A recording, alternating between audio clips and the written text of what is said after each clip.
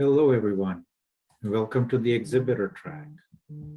I'm Hitesh Pambani, a volunteer in the OWASP community, and I'll be helping moderate this session. During the next 45 minutes, we'll be listening to Isaac.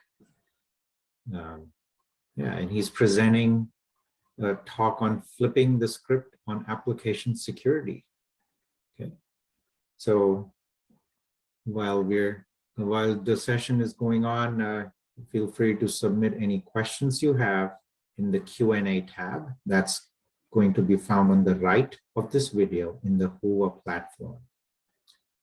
And I'll be asking Isaac those questions on your behalf in the last 10 minutes of the session. There's also a chat function, and you can leave comments in chat in HUA platform itself. Okay, so our speaker today, Isaac Cohen, is a Senior Director of Field Security Products at GitHub. And their mission is to help organizations ship software securely. Isaac discovered his passion for automation while leading transformations in DevSecOps at large financial service companies. And then from working in the center of CI/CD world there, Isaac has extensive knowledge of DevSecOps ecosystem practices and how to increase code quality. And what we all want is decrease the time to ship secure code. With that said, Isaac, please take it. Thank you so much, Hitesh. So excited to be talking to you all today. I'm going to be talking about what it means to actually flip the script on application security as we really know it today. I've split this talk into 3 sections. So we're first going to talk about the state of application security today. Only once we understand the state of application security today will we be able to understand more of the challenges that we face improving application security, and then we'll go through what it means to actually have a developer-first approach, to security. So let's begin. The state of application security today. You've probably seen this slide beforehand, right? Like the truth is we all want to shift security left. I mean, it kind of makes sense, right? If you find a bug, if you find a vulnerability further on in the life cycle, it's going to cost exponentially more than if you found it earlier on in that life cycle. And so we see some of the numbers over here, right? Like if you find an issue in development, very cheap to fix, $80. If you find an issue in production, much more expensive, right? Like it's exponential at that point, $7,600. Of course, you never want to get to a breach that, $4 million, that's never where you want to go. But the interesting thing when I look at this chart, when I look at this idea of shifting left, is that we've been talking about this for a very long time. We've been talking about shifting left for at least a decade. In fact, if we go back a decade, we can actually see the same chart that I was looking at with all the fancy graphs in the previous chart. You can see that this was actually a survey done by the IBM team for their sales team. And essentially what they found was the same thing, right? Like if you find an issue, if you find a bug during development, it's much cheaper. You can actually see the numbers are even the same, right? It's $80 per defect over there. Finding it in production is $7,600. So we've been talking about shift left for at least the last decade. My question is always going to be why? Like, why are we still talking about this shift left concept? We're also introducing vulnerabilities at the same rate. So at GitHub, because GitHub is really the center of software, right? Like we're the center of the open source ecosystem. We see a lot of the trends within software happening. And so the GitHub data science team did an analysis on about 70 million lines of open source code. So we could think about these projects like the Kubernetes project or the Linux kernel. And what we did was we mapped the amount of lines of code to the amount of security threats that were being introduced over time. And what we noticed was that there was a linear rate. There was a linear relationship between those two lines. So you can see the purple line being the lines of code, the bluish green line being the security threats. If we've been talking about shifting left since 2012, why do we still have a linear relationship between lines of code and security threats? I'll push this a little bit further.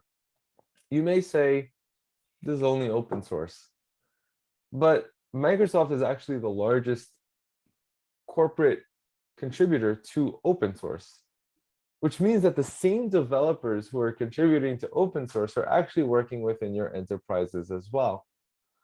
And so I think that this is probably even worse within the enterprise, but we're still introducing vulnerabilities at the same rate. We're also relying on more code with vulnerabilities. So we have a function at GitHub. It's what's known as dependency alerts. Pretty much whenever you check in a dependency, we will scan to figure out if there's a known CVE associated with it, a known vulnerability associated with it. This is what we term as dependency alerts. We've been doing this for the open source and for enterprises for about the last 4 or 5 years. And so we see trends. And what's interesting to look at over here is that there's been a 40% increase from 2019 to 2020 of dependency alerts that we are sending out, which means that it's not just that we are introducing vulnerabilities into our code, but the dependencies that we're using are also introducing vulnerabilities, which we are relying on. So we are relying on more code from the open source, with more vulnerabilities as well. And so this presents a unique challenge. Another interesting chart that we have, one of the things that GitHub does, as well as we alert users if they check in a secret into GitHub. We've actually been doing this on the GitHub side for probably the last 10 years. Pretty much like what we did was whenever you checked in a GitHub secret, we would automatically invalidate it on our side if it made it into an open source repository. That way there's really no risk of putting in a personal access token, GitHub personal access token into GitHub. Like you can try it within a couple of seconds, it will be revoked on our end. But what we did was we wanted to track the amount of GitHub access tokens that are being leaked into public repositories. And you can actually use this as a proxy for other secrets that are being leaked into open source projects. So it's not just GitHub access tokens that get leaked into open source projects. It's AWS and Azure and GCP and Heroku secrets that get leaked in. And so what we found specifically with GitHub access tokens was that there's a huge increase as well. Actually 60% year over year of tokens being leaked every single month into open source projects. Again, like you can start to multiply this out when you think about all of the other service providers that have this issue. So we know that more credential leaks are happening more than ever. We also know that they are incredibly, they can be catastrophic, right? Like we've seen a lot of the past year where a hacker might get into your network or get into a repository, but they immediately start to elevate access just because they found the credential that was in a repository. And so this has been a huge issue, and it's just interesting to see how big of an issue it continues to be. But what is the most common cause of breaches today?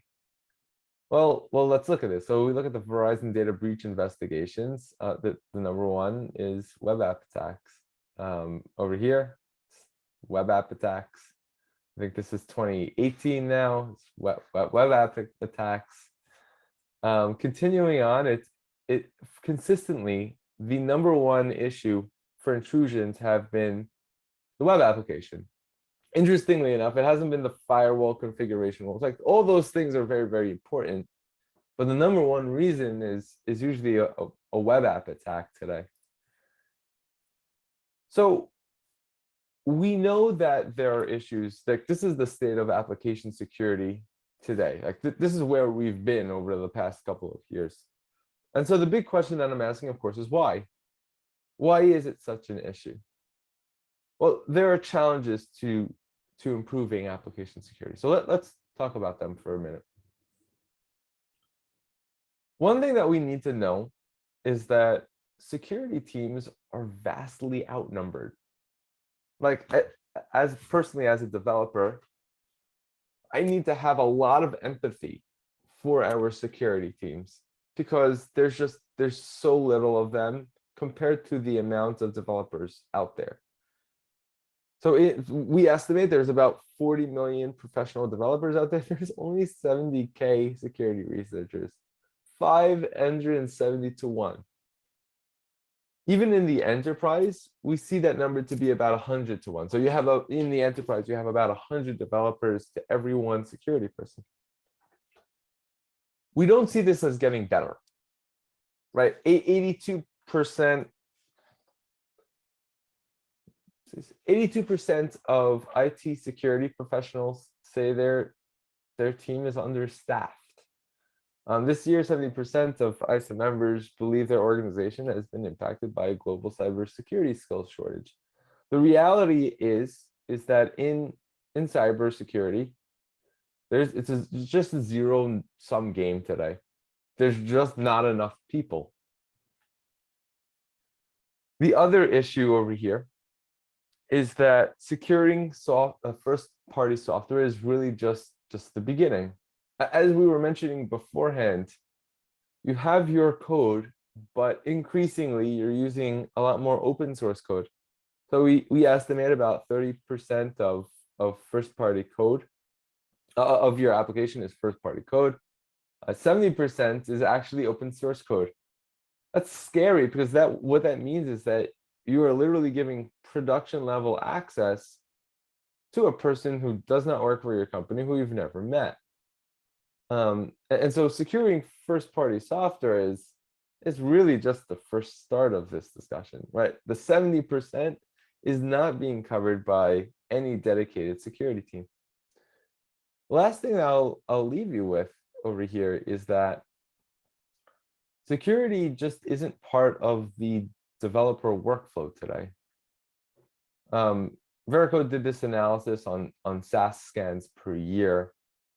What they found was that less than 10% of people are actually scanning more than once a week. More than once a week, right? Like less than 10% are actually scanning more than once a week. By far, the most common use case over here is you're running a SaaS scan once every year for your application. So how can we ever detect the vulnerabilities if the adoption rate is so low? If SaaS is not part of the developer workflow. You know, it was interesting. About a year ago, I personally ran this poll with 100 enterprise customers. This wasn't a scientific poll. This was just, I just wanted to read the room. I just wanted to understand where we are as an industry. And so I asked them, how integrated are your SaaS practices today? And it was super interesting to learn. There were a couple of options. One was you don't have any SaaS. 2 was you run SaaS periodically. 3 was you have integrated SaaS as part of your CI. So 38%, a scary 38% said they're not running SaaS today. Again, that's a very scary statistic for me. 23% said they're running SaaS periodically. 33% said they've integrated SaaS as part of their CI. But it didn't stop there. There was a fourth choice, a fourth hidden choice, which was, do your developers actually trust the results from the automated CI, right? This is the fourth level. And it was a mere 5% that said developers actually trusted their automated SaaS results. I'm going to challenge you right now. if we're integrating SaaS as part of their CI, that's great. But if developers don't actually trust the results, they're not actually going to fix the issues. Once you start to disbelieve the results that you're getting from the tooling that you have, it starts to become a waste of time for you as a developer. And so to me, the big issue today within the industry is that developers don't actually trust the tools that we've given them. It's very nice that we're trying to shift left, but we're shifting left using the same tools that were designed for security engineers. They were not designed for developers. And so that's a huge mindset shift. That changes the game. This is probably why we see such a low fix rate. We also see such a low adoption rate from the developers.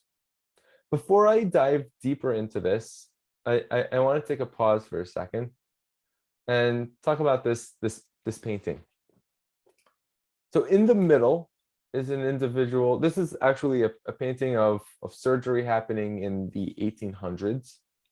In the middle is an individual named Joseph Lister. Joseph Lister is known as the father of modern day surgery. On the left-hand side is an anesthesiologist. That anesthesiologist is putting the patient to sleep. That way surgery can be performed. On the right-hand side is an individual spraying an antiseptic spray. That way germs don't get into to the body while it's opened. So this is a painting of really surgery happening in the 1800s. The interesting thing, though, is that the anesthesia on the left and the antiseptic spray on the right, those two technological innovations, which is what they were technological innovations in the 1800s, took radically different adoption curves. Let's actually explore this. Let's understand a little bit more. Let's actually first talk about anesthetics. So it's important to go back to surgery pre-1800s. Surgery pre-1800s, you had an individual, a patient, that was very much awake. They were writhing in agony. It was a very painful experience, as you would imagine. But also, there was about a 50% mortality rate because there were no antiseptics, right? Like germs would get in and the person would die from sepsis afterwards. And so surgery was a very dangerous operation coming in at the 1800s. Surgeons had to complete surgery as quickly as possible because, again, the person is writhing in pain. You could also imagine, right, like when you're doing surgery, you want to make sure that the individual doesn't move too much, but that's very, very difficult in this case. And so the first innovation that I'm going to talk about is anesthetics. Anesthetics was developed initially by William Morton. He was a dentist. He took this to Henry J. Bigelow. And Henry J. Bigelow saw this and said, I can change surgery with anesthetics. Again, like this was first discovered in 1846. What's interesting is once Henry J. Bigelow started to write about this and started to say, I can change surgery, it was actually being experimented on in all major cities within a year. Not only that, it became ubiquitous within the industry within 7 years. Why? Well, it made the surgeons' lives much easier. You can perform surgery when a person is not writhing in agony, when a person is sleeping. So this got adopted extremely quickly. But there was a very different adoption curve with antiseptics. Antiseptics was first discovered in 1865 by Joseph Lister. What Joseph Lister postulated was there were germs in the air that probably made it into your body. And he termed as sewage, right? He didn't really know about germs. He knew about sewage in the air. And so he was operating on a 7-year-old child who had a fractured leg and said, maybe this carbolic acid can help. This carbolic acid being an antiseptic. Well, he tried that and it seemed to work. And so experiment after experiment, what he found was that the rates of survival with antiseptics, with carbolic acid, was really, really good. It was much better than it was beforehand. He published a study in the Lancet, which is the premier journal, and you would expect at that point that everybody starts to use it. But what's interesting over here is that it was highly divisive. Surgeons did not want to adopt antiseptics. They did not want to adopt carbolic acid, even though it was proven time and time again that this was saving lives. And the reason why this was so highly divisive, and this is the core, this is the crux of the story. Carbolic acid burned the surgeon's eyes. It hurt. It was annoying to the surgeon. It burned the hands and the eyes of the surgeon. And so even though it showed much better rates, surgeons didn't like it. And so this was actually half-heartedly adopted by the mid-1880s, right? Like that's 15 years of still being half-heartedly adopted, where anesthetics took a very, very different adoption curve. Let's bring this back to DevSecOps. By the way, that's considered the foundation of mounted surgery. Let's bring this down to DevSecOps. My argument over here is going to be that DevOps is like anesthesia. It made sense.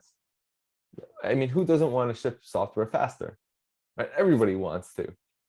It figured out the relationship between dev and ops, leading to a smoother relationship. It just worked, and people loved it. But DevSecOps, or really security today, still feels like we're spraying carbolic acid on our developers. It's very painful. We know we need to do it. We know the rates are much better if we do security early on, but man, is it painful. Like, doesn't that, developers still just absolutely don't like that process. It still feels like we're spraying carbolic acid on them. And so this is why the adoption curve between DevOps and DevSec has been so different. So now the question becomes, what if we started to design for the developers, right? Like, what if we started to design products and security products? What does a developer first application security approach actually look like?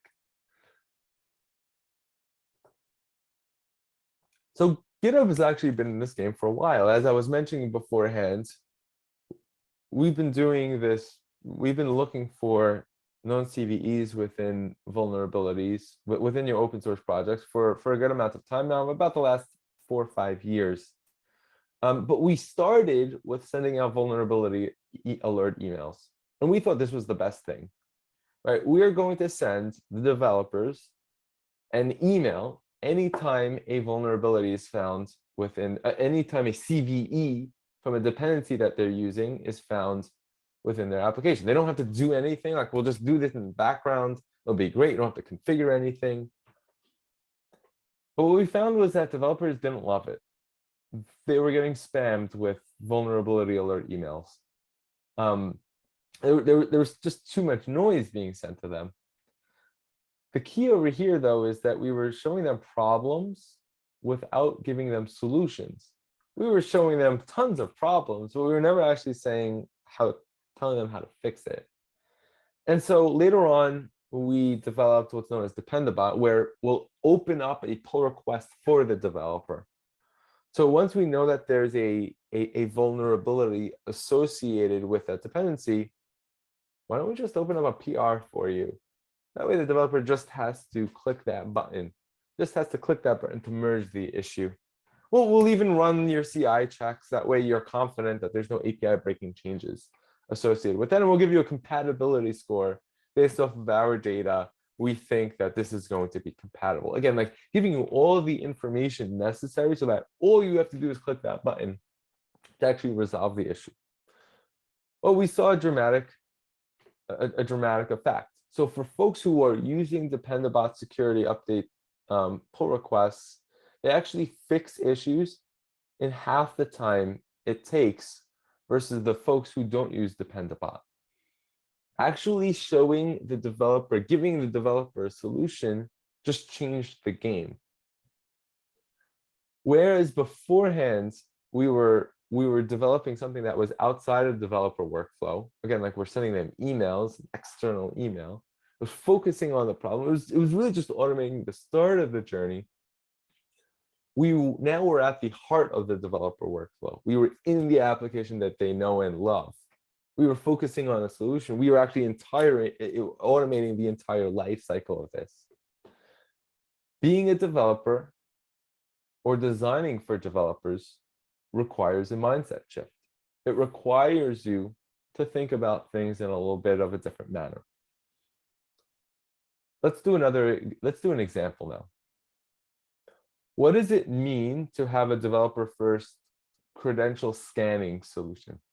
Remember how we were saying leaked credentials is a huge problem within the industry. It's something that continues to plague the industry. But what does it mean to create a developer first credential scanning solution? Well, firstly, credential scanning is really probably the perfect candidate to shift left. As I was mentioning beforehand, it's extremely common. About 100 GitHub tokens leak into GitHub every single day. It's extremely damaging, like going back to SolarWinds 1, 2, 3, right? Like that was part of the major issue that led to a breach. It's also pretty easy to detect, right? Like you don't need that much. You need a couple of regexes. Maybe you'll do some post-processing to get rid of the false positives. That's really it. Today in GitHub especially, we've been really good at prevention, but what does it mean to actually, we've been really good at remediation, but what if we could actually prevent this? What if we could actually prevent a secret from ever making it into GitHub? Right, again, like this is from ever making it into your source code repository, this is the perfect candidate to shift left. Like we should just stick this in as part of a pre-receive hook. But what's the issue over here? The catch is always false positives. This has been the thing this has been the reason why pre-receive hooks have been so hard to implement. It's just whenever a developer gets a false positive, it's extremely breaking, right? Like they now have to figure out what to do with this secret that's probably a false positive. There's not too much information that's generally given to them, so there's a lot of digging into. This is also just extremely annoying. It's extremely annoying for a developer because specifically on a 5 p.m. on a Friday night, they just want to commit their code. They don't want to be blocked by a false positive. So we have to be very careful about noise when it comes to the developer. This is something that we know. Noise is we need to optimize for noise over there, because otherwise developers will throw out the entire solution. We actually rolled this within Microsoft for a good amount of time. And what we found was, right, like in this case, developers are responsible for triaging findings, noisy patterns. There's always an escape hatch. What happened at Microsoft was we found that the rate of false positives was extremely high. But developers were so frustrated that about 3% of them were actually scripting things so that whenever an issue is found in a pre-receive hook, it would automatically say it's a false positive. That's a huge issue, right? Like the issue was such a big problem that developers are now scripting to try and get around this gate. So what if we were to change this? What if we were to design around the developer experience? Think about the developer. Well, the first thing is we need a better triage experience. We should give you the exact lines of code that are the issue, not just look at this line. Like let's give you as much information as you can within the terminal, because that's where you're living right now. If it is an issue, if it is a false positive, let's link you to UI so that way you could dismiss that forever and you don't ever have to worry about that. In fact, what about what about results with a high false positive rate? We may know that a specific token type has a high false positive rate. Well, maybe that shouldn't live within a pre-receive. Maybe that should just happen within the pull request. Maybe that should just be part of your remediation workflow. We have to think about that. The other question that I'm going to ask, right, if I'm a developer, why are we scanning things at commit time? Maybe we should just embed it in as part of your ITE. Lastly, what if we can change the industry on false positives? Part of the issue with false positives is that the industry's tokens aren't very readily identifiable. So what if we can start to change the industry to make them much more identifiable, to have a slug in the beginning that says GH, oh, GH, I know automatically this is a GitHub token. To have the secret, but to maybe also add in check digits so that I can mathematically prove that this is probably a valid secret. These are all the things that we've been thinking about at GitHub. Some of these are already available. Some of them we're still very much thinking about. But the point over here is that we need to actually start designing around the developer. And when we do, this very much changes the way we act and react. It's not just about sticking all of the secrets in as part of our pre-receive. We actually have to think about what's appropriate for the developer. I'm going to go through one more work example, which is developer first static analysis. As we saw beforehand, still only under 10% of folks are running static analysis more than once a week. Well, what if we designed around the developer? What does that actually mean? Well, the state of static analysis today, we scan for code for vulnerable, like if you think about what static analysis is scanning for your code for vulnerable patterns. The big problem is that there's often thousands of results. If you are a security engineer, this is fine. You will find the needle in the haystack. But if you've now taken that same tool that finds thousands of results and stuck it in as part of the developer process, developers are going to be very frustrated because they don't have time to look through thousands of results. That's not what they should be focused on. Results today are very much owned by the security team. And so a lot of times, even if you're running it early on, security team has to review it. Maybe they'll send over a PDF to the development team to say, oh, we think these are the actual issues. But then even from there, most of them are not actually issues. Like these are the issues that developers face on a day. Like this is the pain that a developer has with the state of static analysis today. Well, we think that it should be different. If we actually design for the developer, static analysis should feel like an automated security review. It should happen at pull request time, at code review time, right? You open up a pull request and you get really good results within the PR, and you'll be able to comment on that. Right? Like this is, it should feel like a security expert is actually reviewing your code. It should also produce accurate and relevant results. We believe the bar should be a 90% fix rate. We're not there yet as an industry, but this is what we need to do. This number comes from Google. Google between 2008 and 2012 was using spot bugs. They developed this whole portal for it, but what they found was that developers didn't use it. So they said, let's create issues for developers. But then they found that only 14% of that was actually being fixed. Like these were real issues, like the most real but linting stuff, but still only 14% were being fixed.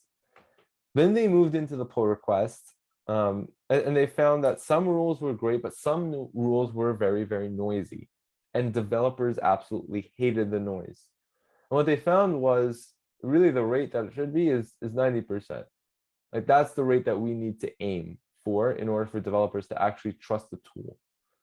Developers will trust the tool when we get to a 90% fix rate. This is hard, but it's not impossible. It's actually very, very possible. The other thing is that a great experience should also include suggestions, right? Like let's point you towards the solution. And then finally, we should be aggregating the world's security efforts. Today, there are single vendors that are working on their solutions, but we should actually be engaging the rest of the world in our security efforts in a very real way, in this very same way that GitHub has done this for open source, where we're relying on developers all over the world for software. We should be relying on security experts all over the world for their security knowledge. So we should be aggregating the world's security efforts. Again, like this is how automated security review, this is how static analysis should be. This is actually what we're building at GitHub, right? This is specifically what we're building at GitHub. We are building a developer first security application. And so when I think about this, I think about it in a number of different portions. One area that we very heavily invested in was code scanning. About 3 years ago, we acquired a company known as Semel. Semel was creating this really interesting technology known as CodeQL. What CodeQL does is it's pretty much a very advanced semantic code analysis engine. We actually load your code into a semantic database. And then we run what's known as a CodeQL query. Those CodeQL queries are looking for specific patterns. So if I think about something like a SQL injection, I'm looking for information coming in from an unsecured source, let's say a REST API, human input, and then I'm looking for that data to flow to something like an execution against a database, an unsafe sync from source to sync. Those are the types of things that CodeQL can look for. But the interesting thing over here, and the key over here, is that CodeQL is we've actually open sourced the CodeQL queries, which means that if you go to github.com/github/CodeQL, you can see every single query that we've open sourced. The key over there is that the rest of the world can now start to develop these CodeQL queries. And then if you are using code scanning in CodeQL, you can start to benefit from that. But we've taken that technology and integrated it directly in as part of GitHub, as part of the native developer workflow. So that developers are used to the tools that they're using, but it's integrated intimately as part of the pull request, as part of the tools that they love. Part of CodeQL is, for compiled languages, we require a build. And there's a really good reason for that. We glean a lot of information off of your build. We're able to see not only your code, but how your code is actually built. And that allows us to weed out a lot of false positives. So in general, like when you run CodeQL, you will see that there's a lot less noise. This is something that we've specifically spent a lot of time doing, because the reality is if we do want to shift left, we need to reduce that noise. And so when I think about some of the CodeQL queries that have been developed, most of them have been developed by GitHub. That's the core circle. But then there's that community-powered aspect, right? Like the vast community of researchers, of Microsoft and Google Project Zero and Uber security engineers contributing back to the GitHub CodeQL query base. That way, when a new 0-day comes out, we can now have a query to address that very, very quickly. The other thing I think about as well that we're building at GitHub is secret scanning. For a very long time, as I mentioned, we were detecting secrets anywhere in your Git history. And this is not just for GitHub. This is actually all sorts of tokens out there. I think there's over 250 token types today that we support, whether it's Azure, AWS, the large cloud providers, or if you have any ones that you'd like us to partner up, let us know, of course. But for a long time, this was just remediation. We just detected it as part of when you automatically in the background when you check something in.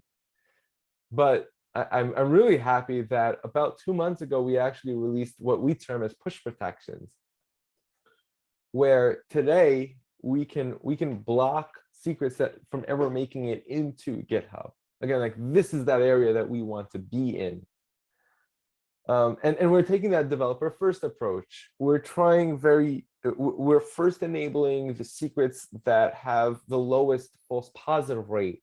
That way we don't annoy that developer. We're trying to give them as much information as possible within the commit. That way they can easily make a decision of whether this is a real issue or not. And then finally, like we're redirecting them to a UI. That way they can dig in deeper, but also notate this as false positive or not. This is a huge step in the industry of preventing these credential leaks from ever occurring in the first place. And then finally, I think about that about updating dependencies for the latest functionality, seeing the risk introduced from dependencies directly within the pull request. That way you never actually introduce that as part of your main or master branch. We're even going a little further. I don't know if you've seen this, but we released vulnerability exposure analysis, which allows us now to surface if your code is actually calling the vulnerable code. Again, we're trying to give the developer as much information as possible. That way they understand the priority of the vulnerability, and they can just click that merge button if there's an issue. This is all built in as part of the native GitHub platform. And so we're trying, like, this is what we're talking about, of shifting the mindset from security engineer only focused to being developer first focused. You can check out a lot more information on github.com/features/security on what we're building over here. I just wanted to end on a couple of closing thoughts. Firstly, if we build for developers, we very much believe that we can shift left.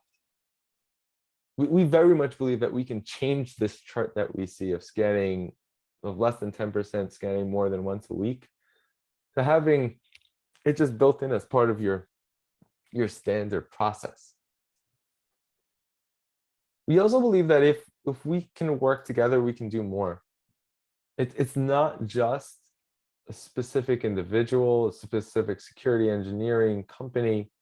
We as a global community need to work on this together, which is why GitHub is so interested in this area.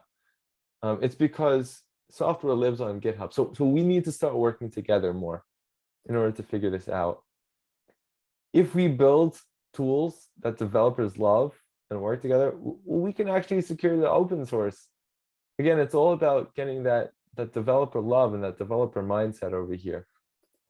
And then finally, DevSecOps is a slow idea. It takes time. But slow ideas can change the world. Joseph Lister and the carbolic acid that he created and that he used took a really long time in order to change modern surgery, but he is the father of modern surgery. And now there is not one surgery room that doesn't use antiseptics. And so in that same manner, DevSecOps, it's taking its time, but it will change the world. Thank you. Thank you, Isaac. Very informative talk. So let me remind the attendees that we are now open to submit. They can submit Q&A in the Q&A tab. That should be part of your Hua platform.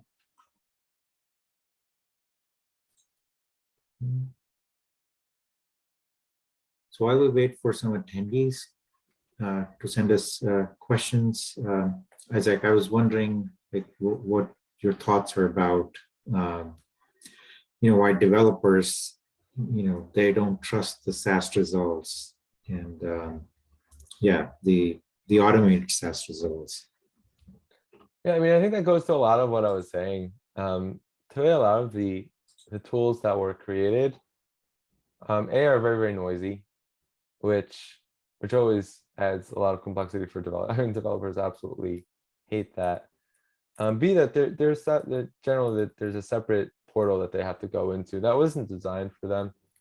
A lot of times not integrated as part of like pull requests and stuff.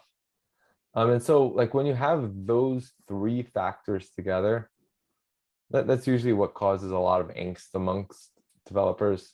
I personally am a developer, not day to day, but anymore. But I still very much develop in open source and whatnot. And I can tell you when there's too much, I just shut it down. I don't have time for that. But right, I think that there's a better way. Like I think that we could do better in that regard. Yeah, I think, yeah, being a developer myself for many years, yeah, I understand. They want to see, they're in a certain environment, they're used to that every day, and they want to see things happen there. Yeah. Yeah, and I mean, it's important to know. I mean, for a security engineer, you want to, like, a lot of times you may want to see the haystack, in the needle versus haystack analogy. You may want to see the haystack, and that totally makes sense. The problem is always the developer. The developer only really wants the needles. And so either we're doing this outside of the developer workflow, which means PDFs and Jira tickets are being created, or we can actually just integrate it in as part of that native workflow. But we have to think about the developer's lives. Yeah, very much so. Thank you. We do have a question now. It is, have you found that communicating stories from bug bounties as a means to illustrate, here's how it went wrong, to raise awareness and interest in developing software more securely? So yeah, I mean, I would say that's definitely a good approach, right? Like to talk about how things have gone wrong in the past. What I've done a lot is I've generally liked to analyze where things go wrong and try to come up with solutions to address that. And a lot of times, like when you're developing, especially like an AppSec security program, there's going to be issues all over the place. And so you're going to have to figure out exactly where you should spend your time. And so part of this is storytelling, is talking about the way things have gone wrong. But I also like to focus on how we can get it right.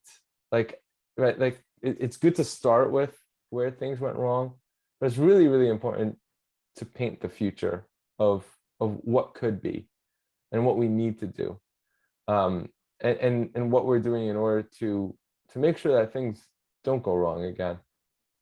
And so that's like just my general philosophy over there. Yeah, thank you. And Isaac, you talked about secrets in the source code, and that's a huge problem. So, have you seen any shift in these secrets since GitHub has been releasing these new protections? Yeah, we actually have. So when we release push protections, we are seeing a drop in rate in secrets being integrated, in secrets being sent into GitHub. Again, like this is still on a small scale, it's still in beta. And so over time, we expect that 90% of people using secret scanning are going to have push protections on, and that will prevent a lot of issues from ever making it into GitHub, which is where we want to be. So we're definitely seeing a huge effect just by using that today. Again, like it's just so easy to use. You turn it on across your organization, you don't have to think about it. And now all of a sudden you're preventing secrets from ever making it in. So yeah, we've definitely seen a huge effect of that. Yes, very nice, very convenient. Yes, definitely. All right. Let's check if we have any more questions from the attendees.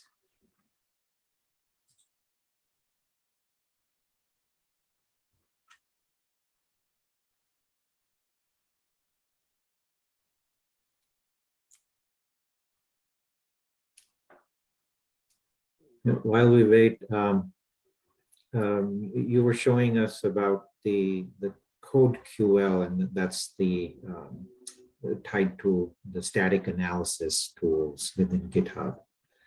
And is this contribution to CodeQL from the community and security researchers? Can you speak example-wise or how someone can get involved in that project?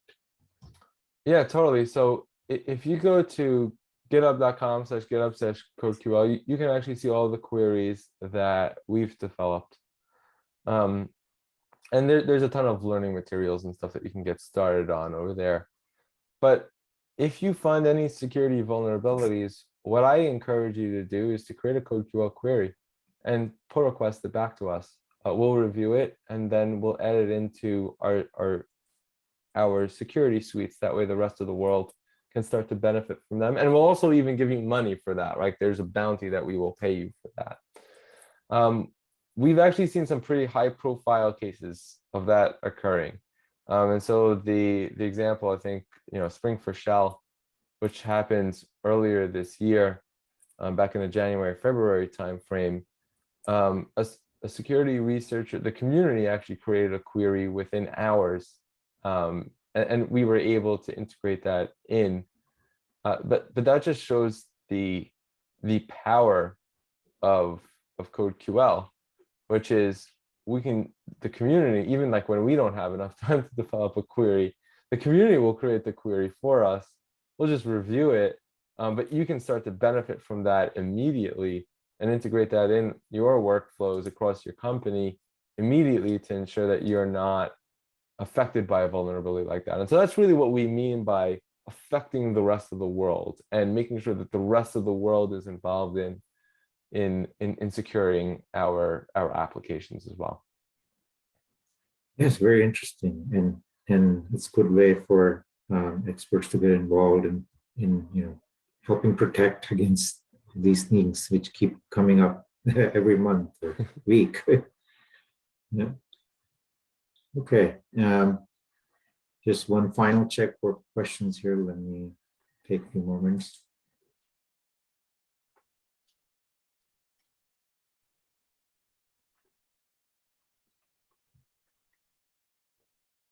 All right, I think that's it in terms of questions for today, Isaac. And thanks again so much for the informative talk and all the efforts being done for open source community by GitHub.